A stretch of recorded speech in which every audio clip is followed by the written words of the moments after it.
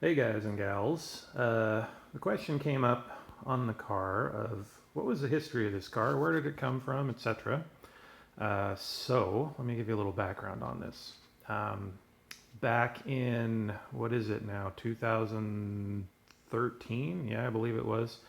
Um, my buddy and I were discussing, it would be cool to get a 74 Camaro and do some work on that someday. When I get older and looking for something to do, it'll be fun. I was still working on my drum room at the time, so I had stuff going on. And my buddy kind of latched onto that and wouldn't let it go. So every every other day or something, he'd be sending me links from Craigslist of cars and things. And 74 Camaro was the first car that I had, so that's what I wanted for a car. But they are hard to find. And for those of you that don't know, in California, cars before 1976 are not smog controlled. Cars after 76 are. So trying to find a Camaro that's pre 76 is tough, and they're expensive as hell if you can find them. So we couldn't find a 74 Camaro that was reasonable. The ones that we found that were in rough shape, they wanted $8,000 for them, and they were piles of crap. So anyway, my buddy kept looking, and he came across this car, 77 Camaro Z28, or so they said, for $600.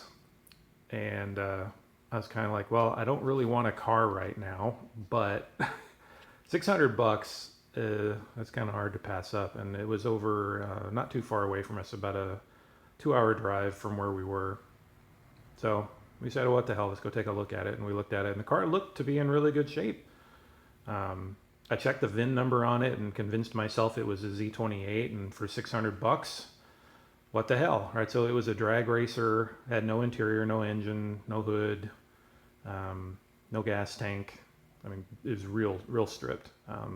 But the car that I wanted to build, I was going to do a custom interior, an LS conversion, the whole thing. So I didn't care. So $600, we're like, oh, what the hell? So we bought it. It ended up costing about $400 to get it towed back home, which sucked. But it's kind of spur of the moment thing. We just called the tow truck, said we need a flatbed, and they're like, yeah, it's $400. And I'm like, okay. So I was into this car for $1,000. Took it home. I'm like, great. Now what am I going to do? I was still in the middle of my drum room construction at the time. That wasn't finished. So I said, well, hell, what am I going to do? And of course, new toy replaces old toy. So the drum room went sideways for a while. And I bought the rotisserie and all that stuff and got this thing going and started working on it. I worked on it for, I don't know, about a year, getting it all stripped down and cleaned and epoxied and everything. And then I went back to the drum room and finished that up. And then back to the car. And through all that time, I was working on it, a couple of 3-4 hours on the weekend or something. That was it, not very much. So I made real slow progress on it for a long time. And, various things coming up along the way. Wasn't making a lot of progress. And then this last year, 2016, the beginning of 2016, for those of you that didn't know, I left my job, started thinking about what I was going to do for my next gig. And that just became an extended vacation. So here we are a year later, and I'm still thinking about what my next gig is. I think I know what I'm going to do. Probably going to go do a startup or something, but I'm working on that right now. But in the last year, I made a heck of a lot of progress on the car because I didn't have anything else to do. So anyway, that's the history of the car. Let me know if you have any other questions about it. Oh yeah, the other thing, I think I mentioned this in a previous video, and I mentioned it earlier in this video. This is supposed to be a Z28.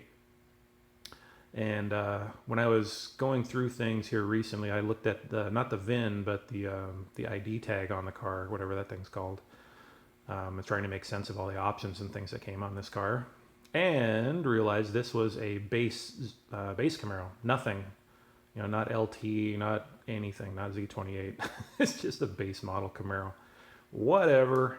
So when I went back and looked at the VIN code in there was the Q, I think, which means Z28 or Camaro base or whatever. I didn't realize that at the time. I thought it meant Z28, but it didn't.